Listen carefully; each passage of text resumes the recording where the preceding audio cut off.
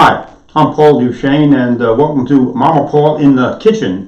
What we're going to do today is we're going to make a buckwheat potato dish that I call my mock corned beef cabbage dish. I've got on the stove right now a little boiling water. I got water boiling, and I've got an empty pot here. I'm going to put the buckwheat in here and put the boiling water on top of it, and then we'll explain exactly what we're doing. A little measuring cup here, and buckwheat. I'm going to use 1 cup of buckwheat, and this is the toasted buckwheat, not the raw buckwheat. The raw buckwheat won't come out, it'll come out way too mushy. So we're going to use, and what you're hearing in the background is the water coming to a boil. I set this thing up a little bit earlier. So we've got 1 cup of buckwheat, toasted buckwheat. I'm going to put that in the pot, and then we're going to add 2 cups of boiling water. 2 cups of boiling water. So it's a 2-to-1 water to buckwheat. Now the reason you use boiling water, if you use the cold water, bring it to a boil, the dish will come out much more mushy than you want it to. And alright, so go over here and get this out of the way. So I'm going to bring the buckwheat to a boil, and as soon as it comes to a boil, we're going to turn the flame down real low and let it simmer for about 10 minutes. Now, I want to get that going because I'm going to try to do this live as much as I can. And the idea is we'll cook the buckwheat for the 10 minutes while we're dealing with the rest of the vegetables. So right now, I've got a red onion in my toaster oven. And let's crank it up a little bit more temperature on that. Actually, let's open up the screen a little bit too. What I've got going right now is I've got potatoes, onion, and red pepper. So I started with the red pepper, the potatoes, and the onion, and I'm cooking them in a toaster oven. I've made the whole thing easier. Now what I used to do is I used to saute the onion, I used to saute the red pepper, and it adds a slightly different texture to it. But when you consider the whole dish and you mix it all together, it didn't make that much of a difference in the long run, and it's a much easier way to do it. This way I get all 3 things done at the same time. The difference is the potatoes take longer than the onions, which take longer than the red pepper. So I put the potatoes in first, and I cook them at about 325 for 20 minutes, and then another almost 20 minutes. The onion was in for a solid 20-25 minutes, and the red pepper will be in for maybe about 10 minutes. Now what I did with the onion was I trimmed the ends of it off and sliced it in half. Makes it easier to deal with at the end of the day. And the same thing with the red pepper. Took off the stem, sliced it in half, put it on the tray. I can hear the buckwheat coming to a nice little rolling boil. So we turn it down to a real low temperature, put the cover on it, and what I'm going to do is I'm going to let that cook for a couple of minutes, and I'm going to get a little flame tamer. You can pick up one of these at the hardware store. I've used these for years, and it helps reduce the flame when you want to bring something to a real slow simmer, which I'm going to do with this buckwheat in a few minutes. So let's set this for, well, we've already been talking for a minute, so let's set it for 9 minutes. Okay, so we've got a little timer set for 9 minutes. So this originally started out, when I grew up, I had a lot of people cooking for me, but I didn't cook a whole lot. And by the time I was 18, I could cook a corned beef hash and a poached egg. That was about the extent of my cooking. So for me, corned beef hash was a staple. I don't eat a lot of beef, I don't eat a lot of red meat, in fact very, very, very little. But I do love that flavor and the texture and the taste of that corned beef hash. So I started eating buckwheat a while ago. It was part of this macrobiotic regimen that I was into for a long time. And buckwheat is a terrific winter grain. Corn is a summer grain, buckwheat is a winter grain. In between your spring and your fall is where the oats and the rice and the other grains fall. But the big difference is the corn is a cooling grain. the buckwheat is a heating up grain. So if you were to make a dish with buckwheat, and you were to eat it about, say, 12 noon, or that's when I eat my late breakfast. If you were to eat it, about 2 hours later, you would start to sweat if you ate this in the summer when it's 80, 90 degrees out. If you eat it in the winter, you don't notice it because it's just sort of warming up your body and bringing you to a nice level balance with the day. So buckwheat is a great winter grain. I look forward to the winter so I can eat this dish. And when I make it, I usually make enough for a few other people, and I bring some down to the cooks I sometimes work with in a restaurant. So I use white potatoes. I work with mostly white and red potatoes. I try to tell the difference, and I can hardly tell a bloody difference between the whites and the reds.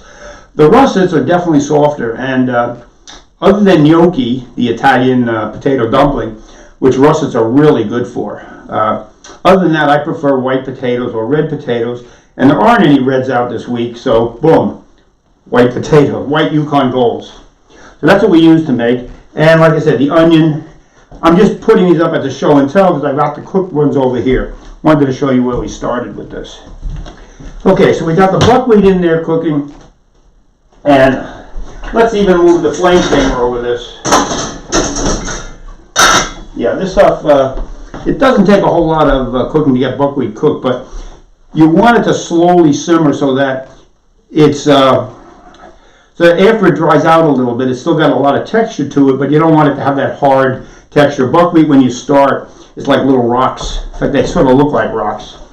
So anyway, I keep a big bowl of buckwheat around, and grains you can keep in a clear glass container as opposed to oils, which you want to have in a something more a darker container, where's my oil? I always keep my oil that I'm using in something that doesn't absorb the light, so it doesn't deteriorate it. Okay, so I've got the onion. These came out of the toaster oven a few minutes before we went on the air.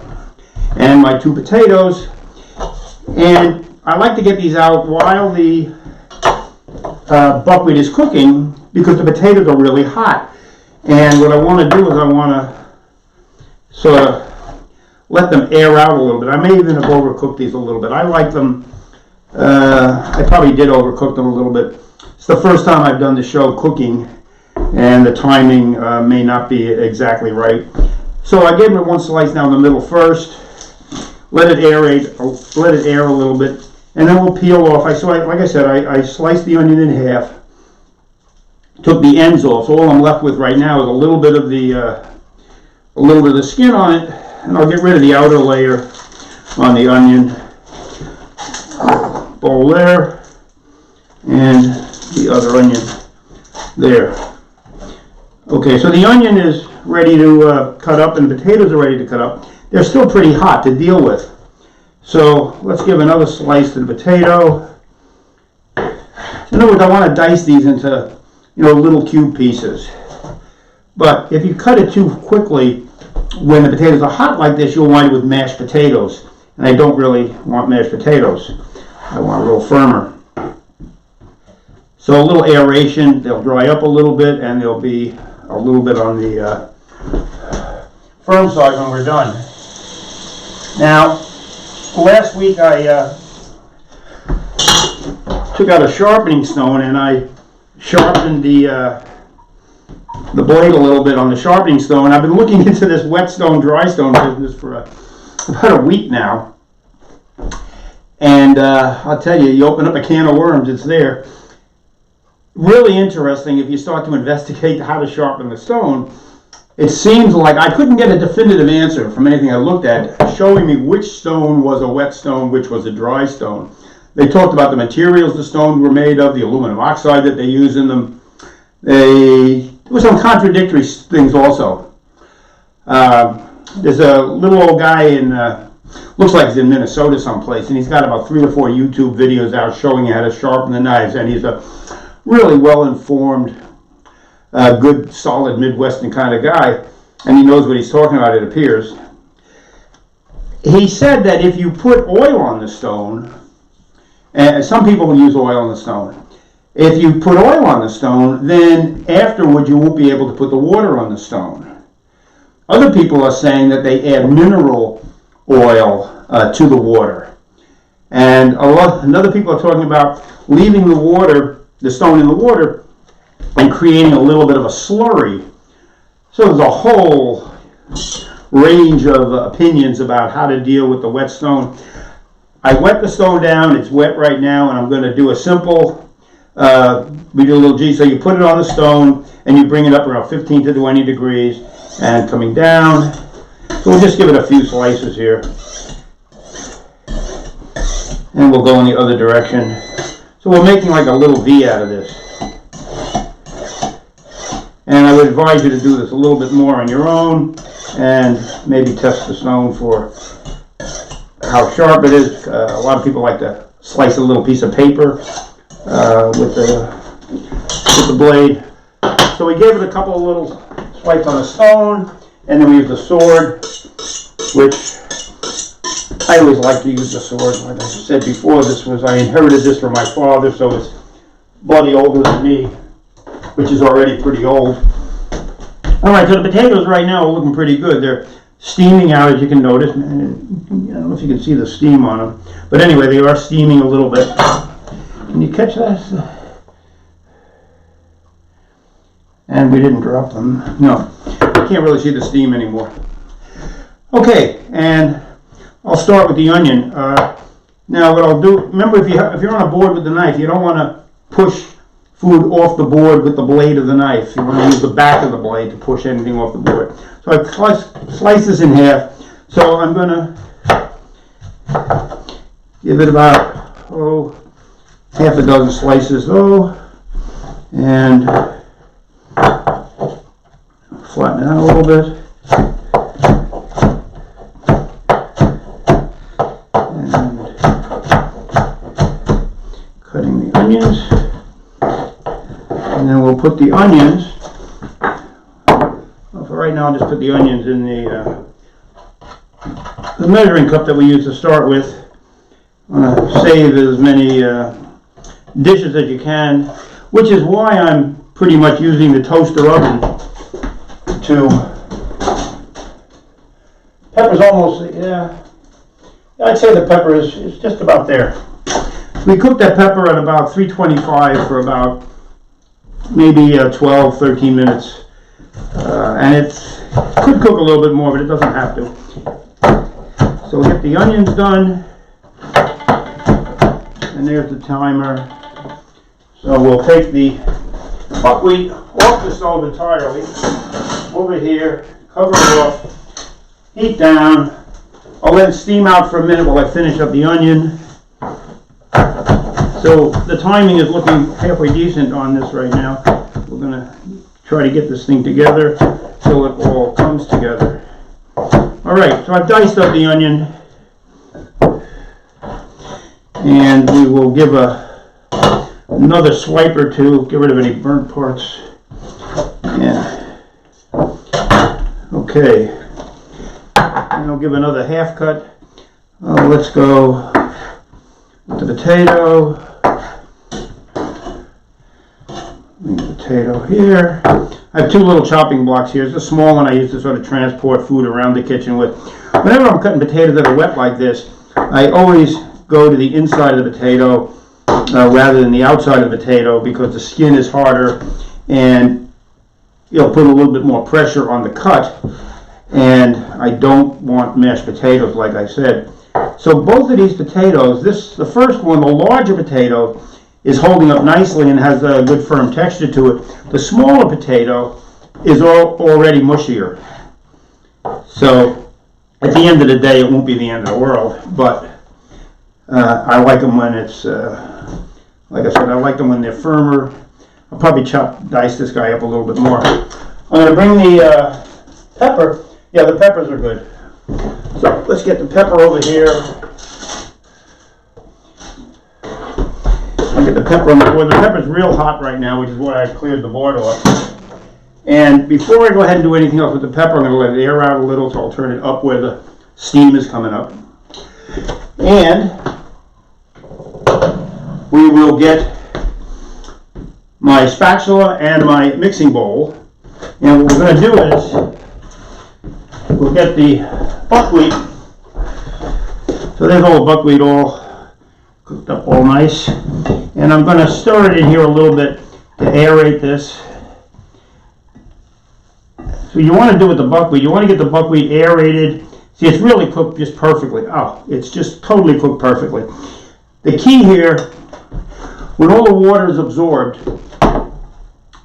the bottom of the pan will start to really, the buckwheat will start to stick to the bottom of the pan, like both any grain that you're cooking. If it is starting to stick, it's okay. It's okay. It's cooked a little more than you want, but not a lot. It's not that big a deal. But this was just perfect. The water was just absorbed, and it didn't start to stick on here at all yet. So the buckwheat is really, look at all that steam coming out of there. So as this aerates out, and this dries up a little bit, it'll become much easier to work with in a few minutes. All right. So there we go. We got all the buckwheat out of here. Boom. There you go. Try to clean up. I try to clean up as I go along.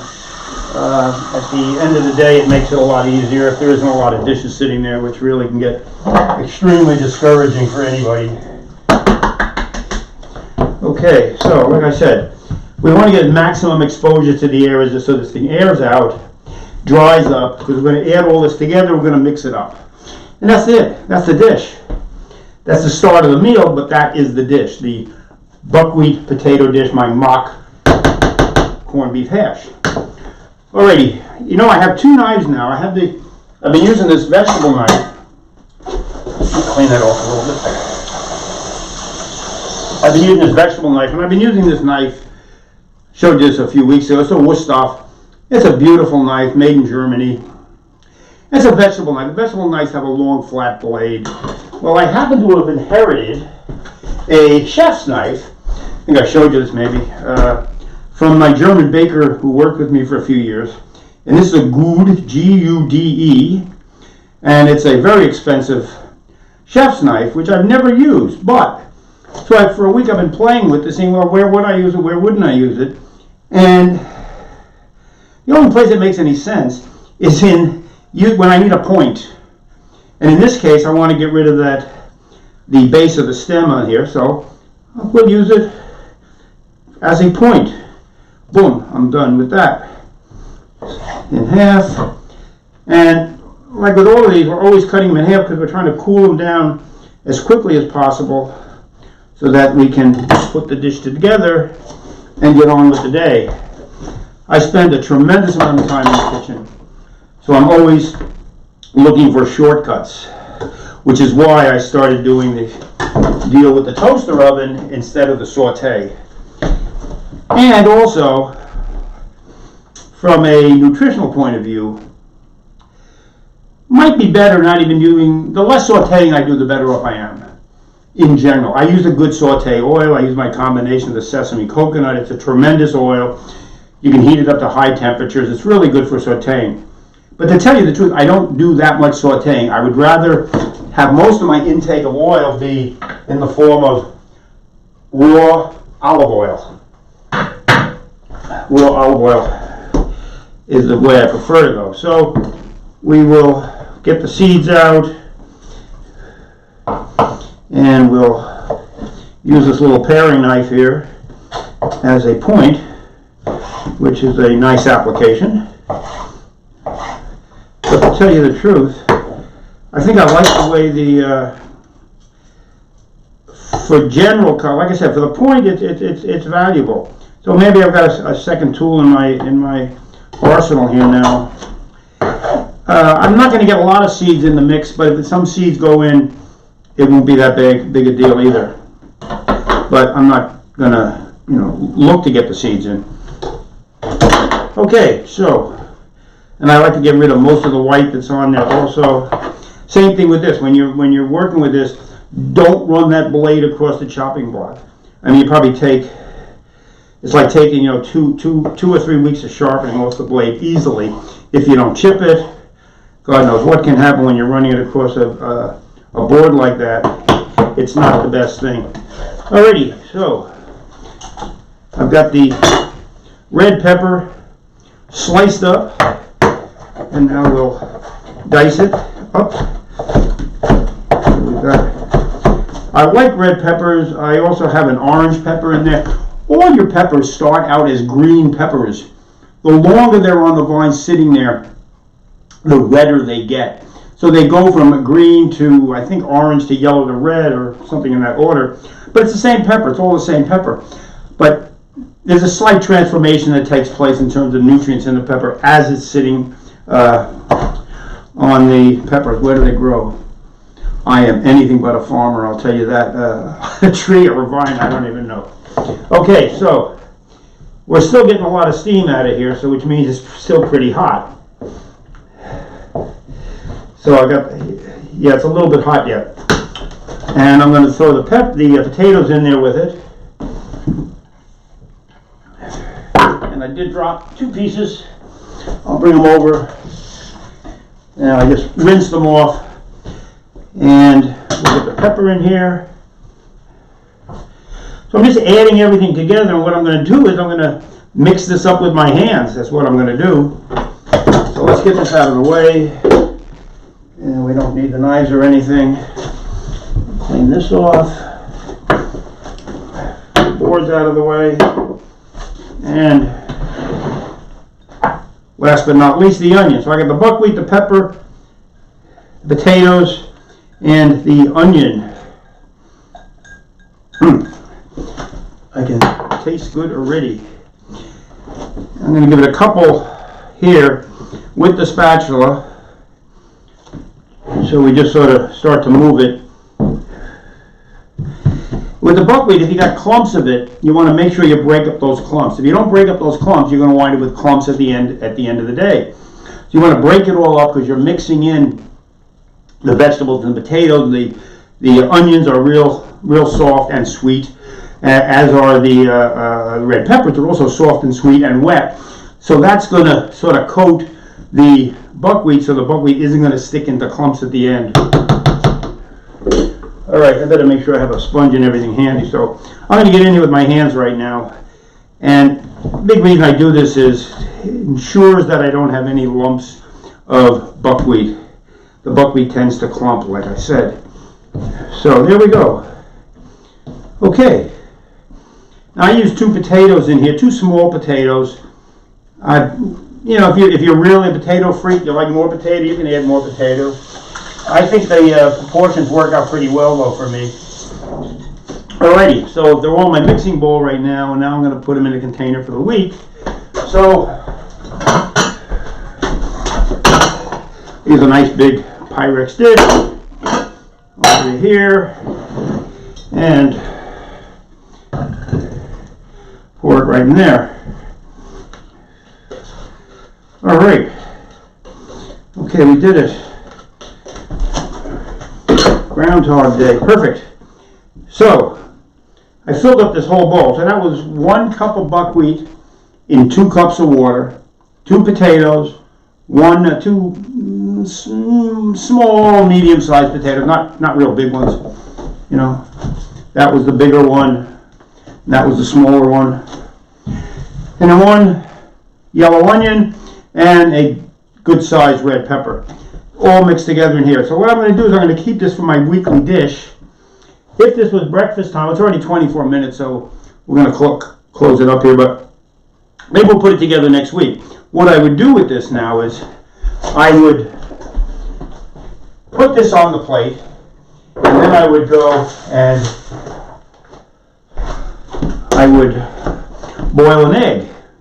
I put this on the plate, I boil an egg on top of it, I'd add a little bit of scallions, always dice up a little scallion on top of the egg, on top of the buckwheat, and I put my salad that I usually make, and I always have a salad sort of made for the next day. Here's my greens and here's my hard vegetables. I would put the salad on the side of the plate, and next week we're either going to do that and have breakfast, or we'll make the medicinal mushrooms with the green vegetable. We usually use Swiss chard, but the next batch I make, I'm going to use this white kale. Look at this. Is this gorgeous? Now, the other week I said I like to use a lot of vegetables that are fresh, local, in season. One of my real icons, Alice Waters. I have she used to walk around the farmers markets around the country, and she'd go and she'd pick out the vegetables for the day. So she didn't necessarily know what she was making when she started the day, but at the end of the day, when she got her fresh local vegetables, that's who would go home and work her dishes from there. It's a good way to approach it. And I got one more surprise. I'm not going to do more with this, but I talked about my macrobiotic roots. What I've got here on the side, I have tofu sitting in miso. A friend of mine invented this about a long time ago, and I haven't made this or even attempted to make this. And this right now is firm tofu, been pressed a little bit dry, wrapped in cheesecloth, and I have it marinating in miso. Hopefully we're going to turn this into what I used to call tofu blue, and we'll see if it works or not. I'll let you know next week when we do the food. So, that's it for the day. We did the buckwheat, potato, onion, red pepper, the mock corned beef hash.